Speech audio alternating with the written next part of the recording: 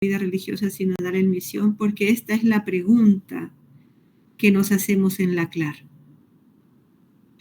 Y a la hora de preparar, yo dije, bueno, no vamos a seguir como inventando cosas nuevas, sino que cómo reflexionar todo lo que ya se ha escrito en este proceso de 3 años. Entonces, hay algunos elementos que en la CLAR en este momento lo estamos reflexionando. Se ha enviado a las comunidades, se va a enviar a los padres y madres sinodales. Entonces, algunos aspectos de esto es lo que vamos a reflexionar esta tarde. Voy a hacer una pequeña introducción. Lo primero que es importante tener en cuenta es que es un movimiento y un dinamismo de reforma que ya se inició hace 3 años y que ese proceso sinodal está en marcha. La garantía que podemos tener es que no se va a detener. En medio de todas las dificultades, de todo el rechazo, también avanza. Y va tocando algunas estructuras, porque ciertamente que no tendremos garantía de la realidad del proceso sinodal o de la veracidad del proceso sinodal si es que no se reforman las estructuras. Eso es, Francis, gracias. Después te voy diciendo yo para cambiar, gracias. Eso es una garantía para nosotros, o sea, es el querer del Padre y que, aunque puede que no veamos toda la transformación que esperamos, pero sí lo que nos toca, ¿sí? Lo que nos corresponde a nosotras es contribuir desde donde estemos para que esto se haga realidad. Entonces la otra pregunta que quizás nos podemos hacer ahora es, ¿qué a nosotras, a ustedes como siervas del Espíritu Santo, por dónde las lleva el Espíritu dentro de este gran movimiento eclesial? Ahora sí la segunda, Francis. Entonces la pregunta como vida religiosa es, ¿a qué nos invita el Señor? ¿Qué de nuestras actitudes, modos de relacionarnos, organizarnos y estructurarnos necesita conversión? En este tercer año del proceso sinodal, yo creo que ya hemos avanzado mucho en la comprensión del término sinodal. Y ahora, dentro de 8 días, vamos a tener el congreso grande de la teología en América Latina, el congreso organizado por el CELAM. Van a estar como 35 padres y madres sinodales participando del congreso. Es la primera vez, otra vez, de un congreso grande. Y todo lo que allí se elabore va directamente a colaborar en la reflexión de la segunda sesión del sínodo en Roma. Y la pregunta va por aquí. O sea, ¿qué tiene que ver con actitudes? Porque como cristianos y cristianas caminamos en proceso de conversión. No es que solamente ahora se inicia el proceso de conversión, sino que cada día el Señor nos transforma. La clave está en dejarnos transformar. ¿Qué es de nuestro cotidiano lo que se necesita transformar? Y no voy a mirar a mi hermana, me tengo que mirar a mí. O sea, la conversión es conversión personal, comunitario e institucional. Entonces, este proceso de conversión es gracia para pedir, gracia para estar insistiendo, y el Espíritu es el que lo lleva adelante en nosotras. Entonces, no es tanto yo me convierto, sino que me dejo convertir. Y en eso es muy importante ver las dimensiones necesarias de conversión. En la CLAR hemos definido 5 aspectos significativos para nuestra vida religiosa en América Latina y el Caribe. en el espíritu de la sinodalidad y en la vivencia de la consagración 5 aspectos para reflexionar. El siguiente, Francis, por favor. Uno de ellos es misión y conversión pastoral. El siguiente, obediencia y modelos relacionales. Formación para la sinodalidad. No sé si soy yo nomás, pero no se ve nada de proyección, al menos no estoy viendo. Yo veo muy bien. ¿Todos tienen ese problema? Nosotras vemos bien. Sí se ve. Elena, dale un clic y ahí se va a ver la pantalla. Sí. Ok, gracias. Entonces son 5 puntos: misión y conversión pastoral, obediencia y modelos relacionales, formación para la sinodalidad, ejercicio de la autoridad, renovación de estructuras. En este contexto actual, eclesial, se ha recuperado y se está dando mucho énfasis a la escucha. Porque no es escuchar, no es oír. ¿Sí? Así como mirar no es ver. Yo puedo mirar y no ver. Puedo oír y no escuchar. ¿Qué significa esto? O sea que para la escucha se necesita silencio. Y se necesita vaciarme de mí misma para acoger a la persona que está hablando. Entonces hay una centralidad de la escucha para el discernimiento. Es necesario vaciarme de mis intereses personales, de mi modo de ver, de mí, para poder aportar lo que yo siento en el Señor y buscar juntas por dónde nos lleva el Señor.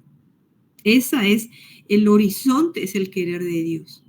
Entonces la conversión va abriendo camino en estas dimensiones porque son caminos indispensables de renovación de la vida religiosa hacia una iglesia sinodal en misión. Entonces es necesario priorizar la apertura a los clamores del Espíritu en los pueblos. ¿Qué clamores oímos en Asunción? ¿Qué clamores en el sur? ¿Qué clamores en el norte? ¿Qué clamores en el este? ¿Qué clamores nos vienen de los territorios? Porque esos son caminos de discernimiento. Así como repensar y recrear procesos formativos. Nuestros planes de formación responden al proceso, al crecimiento en la actitud sinodal. Favorece la madurez humana y cristiana.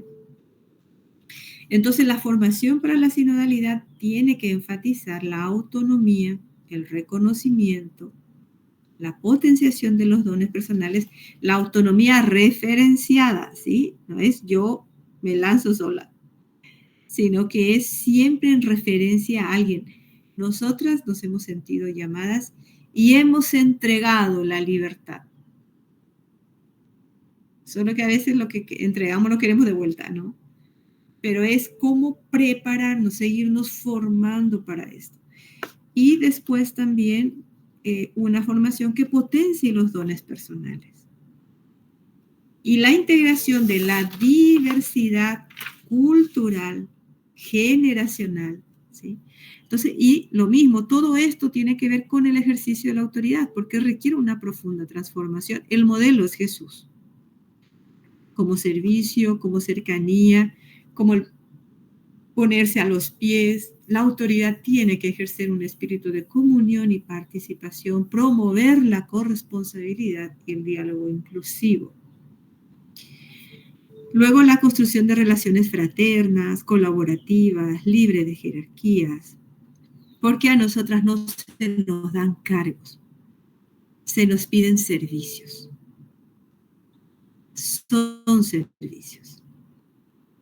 Y eso es esencial en la vida religiosa, que podamos ir caminando cada vez con mayor libertad de de promociones, ¿sí? O de anhelos jerárquicos o de privilegios. Esto es de los varones, ¿sí? ¿En qué sentido? O sea, ahí hay la jerarquía en la iglesia, en el buen sentido de la palabra, es la que está al servicio. Por eso el Papa habla de la pirámide invertida. Y nosotros no podemos engañarnos, no podemos caminar en una anarquía total. En nuestras comunidades hay unas personas que por su servicio tienen que asegurar que todas las hermanas nos mantengamos fieles al seguimiento de Jesús según nuestro carisma. Esa es una responsabilidad que se le da a una hermana, pero no para que ella haga por mí, para que nos anime, para que custodie, cuide, no para que haga lo que yo no quiero hacer, ¿sí? Y en todo grupo humano hay servicios, ministerios, ¿sí? Y de acuerdo a los dones y carismas, se van poniendo a las personas en unos puestos u otros.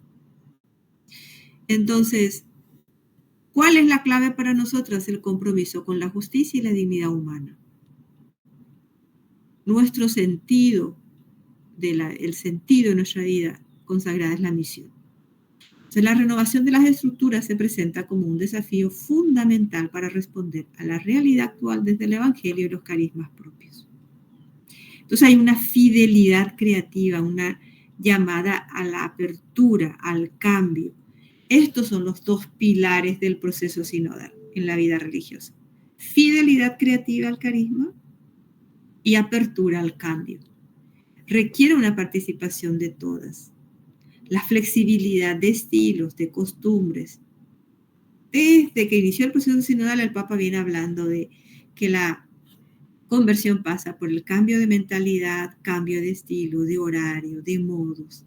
¿Sí? Unos cambios estructurales que promuevan participación de todos los miembros. Reconocer entonces, nos dice la Clara, que la vida religiosa se encuentra en un momento crucial de su historia, donde la escucha, el discernimiento y la conversión son pilares para renovar la misión y las estructuras. La escucha, el discernimiento y la conversión. El desafío entonces es muy grande porque confiar que nos guía el Espíritu es un acto de fe y hay un compromiso con la justicia y la fraternidad los que van a guiar este camino sinodal. Entonces, en esta sesión yo propongo que reflexionemos esos dos últimos puntos, el ejercicio de la autoridad y también la renovación de estructuras. El siguiente punto, por favor, Francis. ¿De qué trata el ejercicio de la autoridad en el proceso, primero, de nuestras congregaciones y luego también cómo eso se deja transformar por el proceso sinodal? Todas, me imagino, que hemos reflexionado antes de profesar los primeros votos, que la autoridad, el modelo de autoridad es Jesús y que implica empoderar, confiar, acompañar a las hermanas en su misión, motivarlas, guiarlas con asertividad en el camino hacia la hermandad, hacia la comunión. La autoridad de Jesús. ¿De dónde proviene la autoridad de Jesús? Siguiente, por favor. La autoridad de Jesús viene de su escucha al Padre. De una escucha que es una obediencia al Padre. Obediencia a la voluntad del Padre. Y Él encarna ese liderazgo que se distingue por su modo cercano, por el hacerse caminante, la disposición al aprendizaje, se deja tocar, se deja transformar en actitudes. ¿Se acuerdan de la sirofenicia?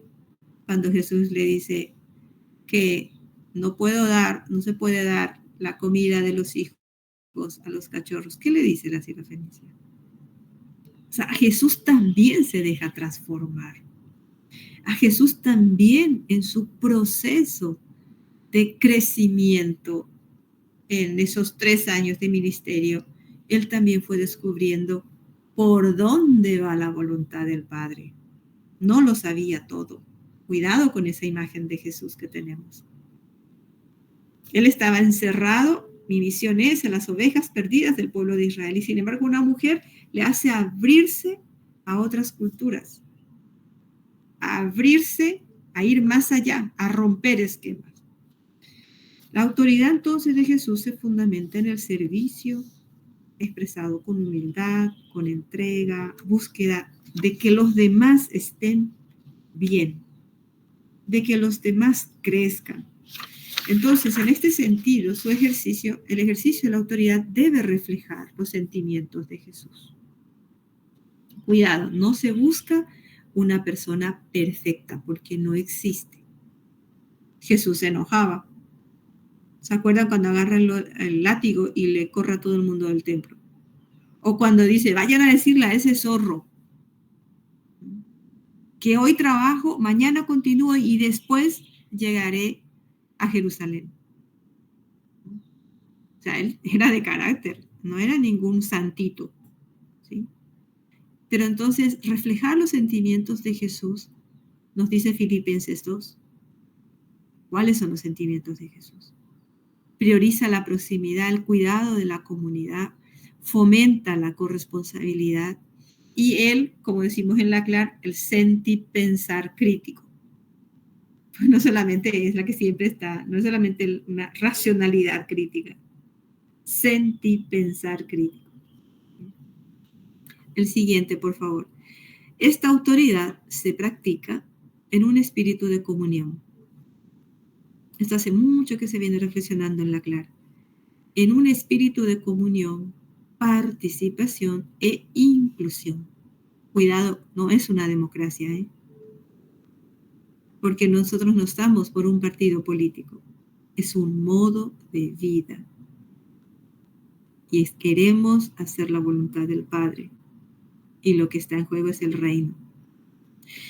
Entonces, esta autoridad tiene que promover la escucha compasiva, promover la justicia restaurativa que construye el reino.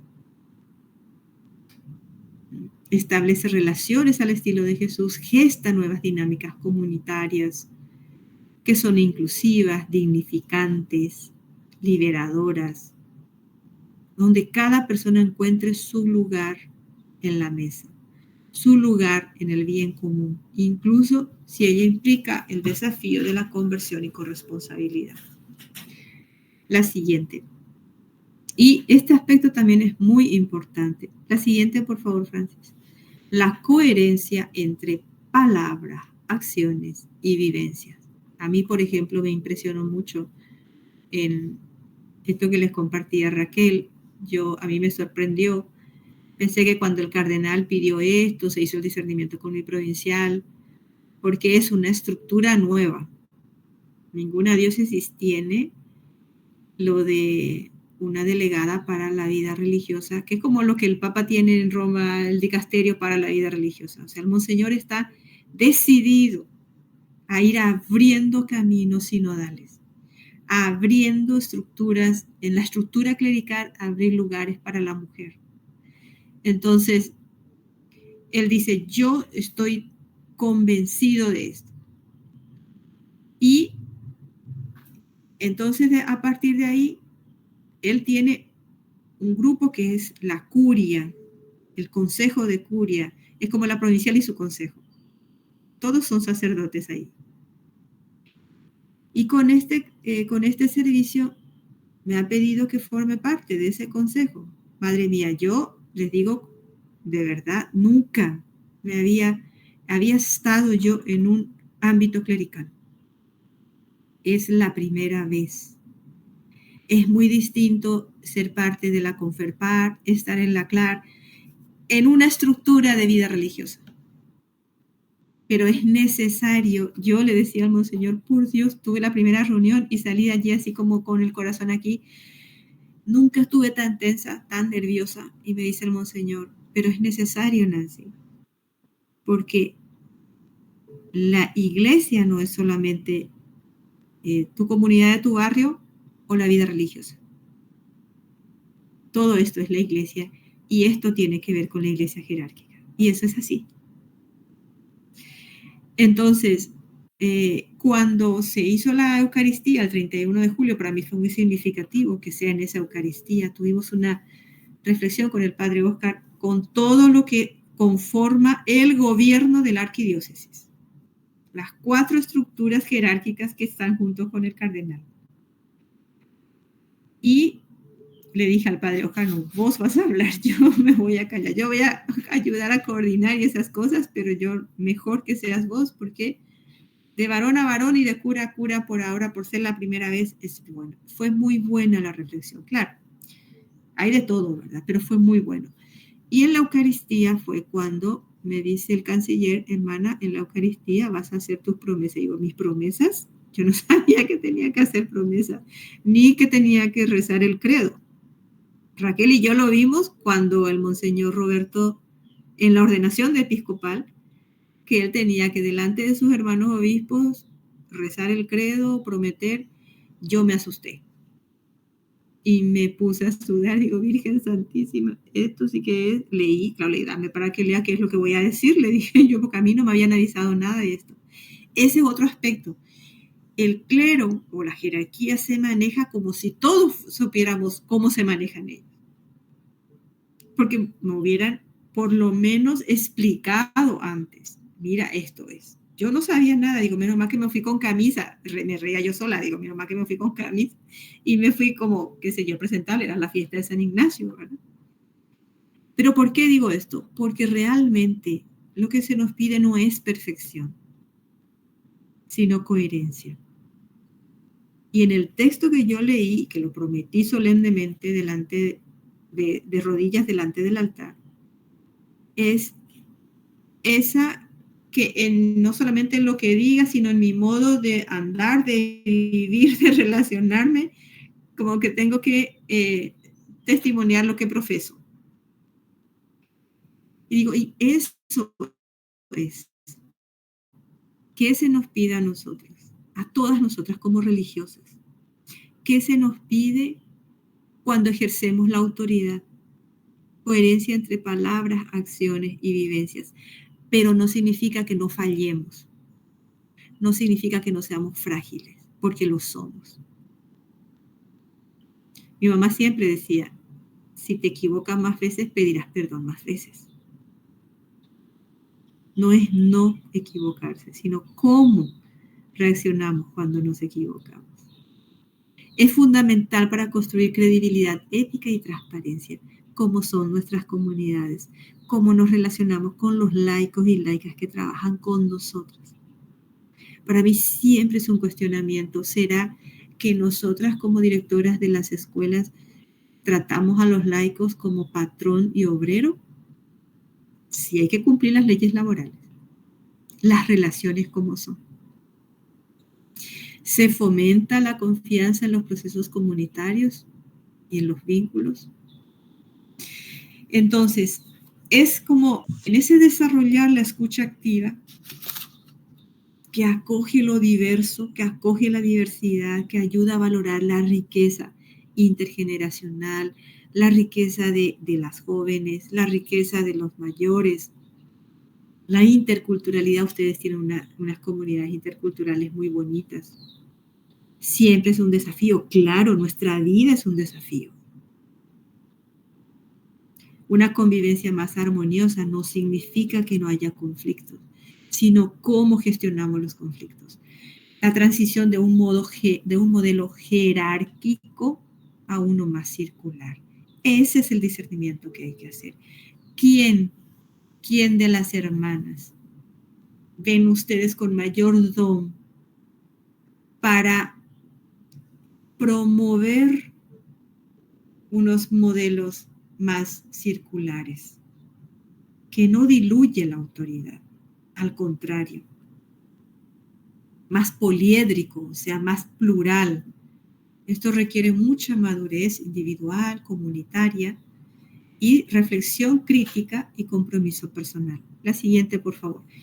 La conversión integral, entonces, es clave para dejar atrás formas arraigadas de autoridad y abrirse a nuevas relaciones y liderazgos que fomenten la colaboración y la inclusión.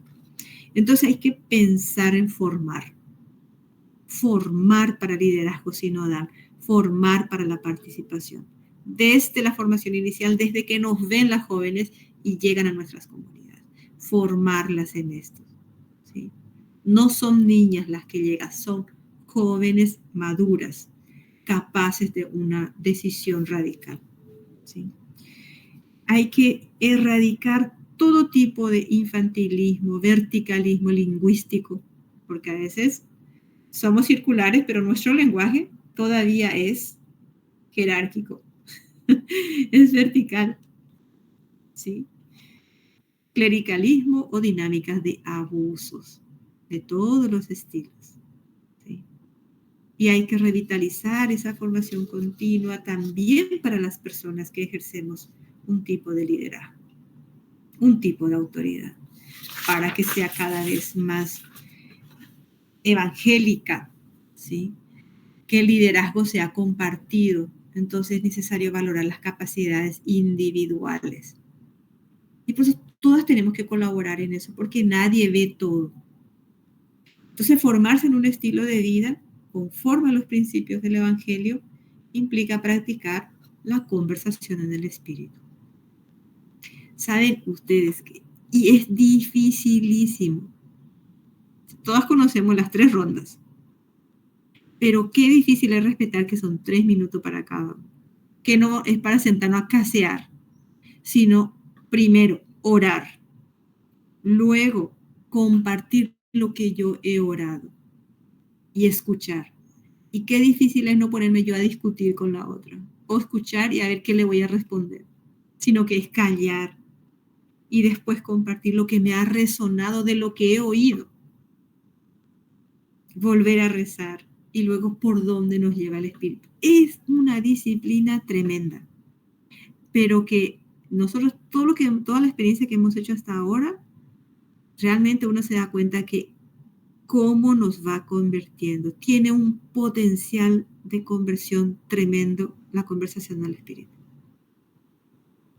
Porque realmente, necesariamente nos quita de nuestros vicios y del querer discutir por todo o de querer imponer mi idea para ponernos a la escucha del Espíritu. Y ese es el futuro de nuestro cristianismo. Ese es el futuro de la iglesia. Ese es el futuro de nuestra vida religiosa. ¿Sí? Entonces, en ese sentido, como nos exige reconocernos a todas hermanas en el camino, a la escucha del Espíritu. Entonces, hay que fomentar esto, promover. El siguiente, por favor. Lo esencial, entonces, es muy esencial que la comunidad entre en una dinámica de sinodalidad. Desde la conversación en el Espíritu. Interactuar, comprometerse, reconocer la dignidad de cada persona. Compartimos la misma carne humana, dice el Papa. Nadie es más que nadie. Y por el bautismo tenemos la misma dignidad. Todas fieles, cristianas. Para ustedes soy provincial, puede decir Raquel, pero con ustedes soy cristiana. Esa es la identidad. Con ustedes soy cristiana. Por los dones y carismas, para ustedes soy enviada a hacer un servicio. Entonces reconocer que la dignidad es intrínseca en la persona. Entonces, en este sentido también es como abrirnos a un nuevo estilo sinodal, y construir juntas implica una disposición activa a desaprender, para adoptar un liderazgo más cercano, comprensible, compasivo, disponible. Y el otro aspecto que es importante es promover la confianza, para que delegar. Entonces, buscar activamente la renovación de estructuras y servicios en la vida religiosa nos dispone a un querer acertar con lo que el Espíritu está haciendo y descubrir qué cosas obstaculizan que las comunidades sean inclusivas y equitativas. Ustedes saben que yo aprendí lo que es la equidad, que no es lo mismo que la justicia, pero que la entiende. Y es un ejemplo muy sencillo. Si se pone, una vez hice eso con mis alumnos, le traje a uno que era muy alto y a otro muy bajito a su lado. Y entonces le pregunto al más alto, ¿qué ves? ¿Y hasta dónde ves? Y al pequeñito, ¿y tú qué ves? ¿Qué hacemos para que haya equidad? Tenemos que ponerle una butaquita al más bajito para que pueda ver a la misma altura del más alto. ¿Se entiende? Eso es la equidad. Para que todos tengan la misma posibilidad. Entonces, esto es muy importante. Cómo nosotros devolvemos autoridad a aquellos que han sido desautorizados injustamente. El segundo punto es la renovación de estructuras. Entonces, a partir de aquí, nos disponemos a una renovación de estructuras. Siguiente, por favor, Francis. La reforma de estructura está en función de responder a la realidad hoy. ¿Cuáles son las estructuras de las siervas del Espíritu Santo en Paraguay que necesitan renovación? Y tiene que ser porque está en función de la misión, tiene que responder a la realidad desde el Evangelio y desde el carisma, con miras a ser una iglesia en salida. El carisma es la savia que mueve lo que hacemos, que da un estilo propio de servicio. Y en este sentido, el siguiente, por favor, Francis. El Espíritu es el que nos invita a estar siempre en camino con las sandalias puestas. Con las sandalias puestas, no acomodarnos. Hemos de recordar una y otra vez que nuestras obras y estructuras están al servicio, no nuestro, sino del pueblo, de los más necesitados, de los vulnerables. Entonces, el horizonte de la misión tiene que marcar el ritmo de la flexibilidad y transformación estructural. Como vida religiosa, entonces, en clave fundamental para nosotros, es importante la fidelidad carismática y una fidelidad creativa. No porque así se hizo hace 200 años o hace 100 años, vamos a seguir haciéndolo, porque la realidad cambia, ¿sí? Entonces, es invitarnos, somos invitados a contemplar nuestras raíces congregacionales y desde el discernimiento responder creativamente a los desafíos de hoy, superando el miedo a arriesgar. Siguiente, por favor. Entonces, ¿cómo hacemos para caminar con fidelidad creativa al don que fue entregado a la fundadora o a los fundadores? Entonces hay que releer el carisma, nos dice el documento de la Clara, hay que releer el carisma como posibilidad para caminar hacia una vida religiosa más sinodal. Y segurísimo que en el carisma esto ya estaba incluido, que como gracia ya estaba allí. Y estos son cambios que solo se puede hacer en comunidad, pero que empieza por mí. Cambio personal. de todo el lastre que se nos fue pegando a lo largo de los años. Requiere participación de todas, un discernimiento comunitario, escucha, diálogo. Y en esto hay una condición indispensable, el siguiente, Francis, para abrirnos a la reforma de estructuras, y es renovar en nosotros la experiencia de Dios.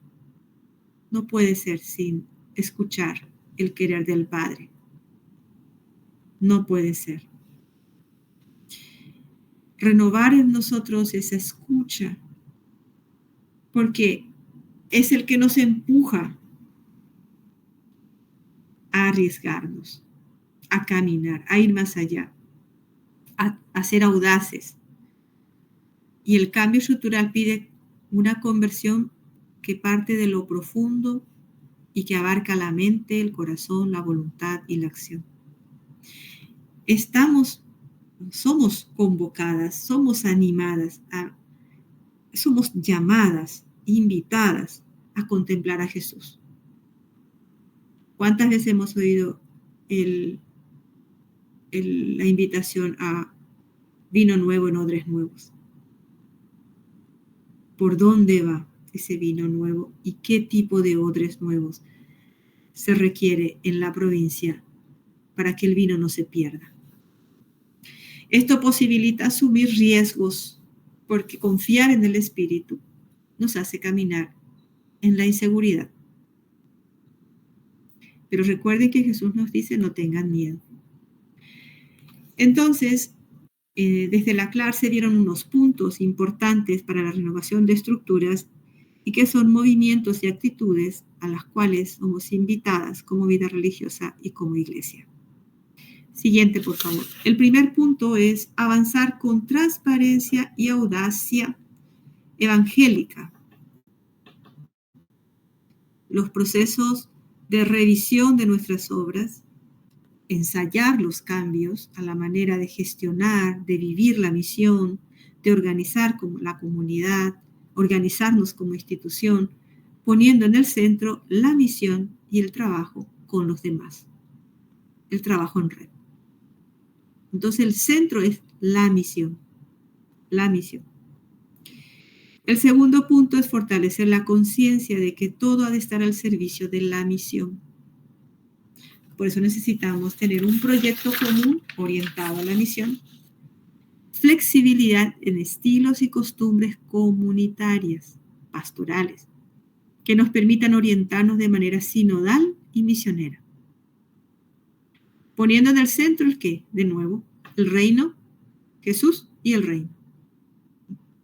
Esto significa, esto que el Papa tantas veces nos ha repetido, revisar los horarios de nuestras comunidades. ¿Están al servicio de la misión o al servicio de la ley? Hay que hacer. ¿Sí? Entonces, revisar los horarios, promoviendo más oración, menos rezo y sí, más oración. O sea, el diálogo con Jesús. Escucharlo. Cultivar vínculos, propiciar diálogos. Diálogos que sean diálogos de hermandad. Recuperar lo hermoso de nuestra vocación. El gusto de estar juntas. Y corremos mucho. Pero cuando llegamos en casa, darnos ese diálogo de calidad. Legislar los cambios de estructuras que faciliten la participación de todo el pueblo de Dios en las elecciones de las autoridades. Esto hay que recuperarlo. Que no sea solo un rito. Cuando los presbíteros van a ser ordenados, se les pone en el medio del pueblo y se les llama y han consultado después de consultar al pueblo de Dios. Pero eso se tiene que activar otra vez, así era antes. Entonces hay que incluir como decisiones eclesiales y de vida religiosa. Ejercitarnos en la escucha a las nuevas generaciones. El diálogo intergeneracional, intercultural. Y dar mayor confianza a las nuevas generaciones. No recargarlas con tanto trabajo, ni tampoco dejarlas sin hacer nada. O sea, la justa medida en todo. Respetar los ritmos de fusión de provincias o congregaciones. Eso también se ha tratado mucho en la CLAC, porque por eso todo lo que hay hay una comisión que ayuda al discernimiento de las congregaciones en su proceso de revitalización. Siguiente, por favor, Francis. Entonces eso tiene un ritmo, no puede ser rápido. Respetar. Revisar nuestros planes formativos, proyectos y prácticas pastorales, formas de gobierno, formas de organizar, discernir qué estructura tenemos que dejar. ¿Qué tenemos que dejar? ¿Cuáles están dando vida y es necesario potenciar? Aquí el criterio siempre tiene que ser como aquello que potencia la presencia entre los pobres y promueve la vida, son vitalizantes. Pero esto siempre es un problema para nosotras. No sé si para ustedes, pero nosotros en la compañía siempre nos plagueamos y nos quejamos porque decimos que las primeras casas que se cierran son las de inserción. Aquí hay que tener mucha valentía y mucho criterio de discernimiento, porque ciertamente tenemos que vivir de algo. Y a veces hay estructuras que nos posibilitan también un ingreso económico. Hay que discernir cómo potenciarlos, cómo mantenerlos, desde dónde, con qué criterios. O sea, esto no es tan sencillo, pero todas tenemos que aportar en esto. Evaluar nuestros ritmos de vida, nuestros modos de relacionarnos. A veces estamos tan aceleradas que impide el encuentro entre nosotras, encuentros de calidad. Buscar modos concretos para que los laicos y laicas participen activamente de nuestra vida, misión, de los discernimientos, de la toma de decisiones, de la planificación, de la ejecución de nuestra misión. Valorar plenamente el papel y la contribución nuestra como vida religiosa. Tenemos un rol, tenemos una corresponsabilidad en el caminar eclesial. Y fomentar, potenciar, reforzar todo lo que sea intercongregacional. Ahí Lucía tiene una experiencia muy bonita, no es fácil, por eso es evangélica, ¿sí? Experiencia de intercongregacionalidad, de misión compartida con otras instancias eclesiales, porque es el camino hoy para ir abriendo reino. Nosotros todas somos herederas, ustedes herederas de un carisma, pero es el punto de partida, no el punto de llegada. O sea, no, el punto de llegada es el reino. Y el carisma está al servicio, es un carisma que colabora para la construcción de la comunión eclesial y que la iglesia viva su misión en el mundo. Esto lo dice la Lumen Gentium, que es la constitución dogmática sobre la iglesia. Pero así como nació la congregación, tuvo su modo de organizarse, tuvo su estilo propio, pero no hay que perpetuar estilos. Eso hay que discernirlo en cada momento. O sea, hay que agradecer lo que hemos recibido, lo que se ha realizado hasta ahora y seguir abriendo camino. Nos nutrimos del pasado para seguir abriendo camino. Siguiente, por favor, Francis. Recuperar los aspectos más dinámicos de nuestro carisma como respuesta a la historia. Y aquí hay preguntas que nos pueden ayudar. ¿Qué harían nuestros fundadores hoy? ¿Qué harían? Esto nos puede ayudar. ¿O qué haría Jesús hoy? Pero ¿qué harían nuestros fundadores? Abrirnos a nuevas formas de vida consagrada que presentan otras estructuras. Dedicar tiempo a la oración. Tiempo a escuchar a la gente, a escuchar a las comunidades. Cultivar la esperanza. Estamos en tiempos muy difíciles en Paraguay, que todo atenta contra la esperanza. Entonces, ¿cómo cultivar, cómo cuidar la esperanza? Enfrentar nuestros miedos, hablar de nuestros miedos. Nadie puede adivinar lo que a mí me pasa. Abrirme, expresar. Porque a veces eso mismo asfixia el carisma, asfixia, bloquea la creatividad. Darnos cuenta que es el momento de perder estatus. Es el momento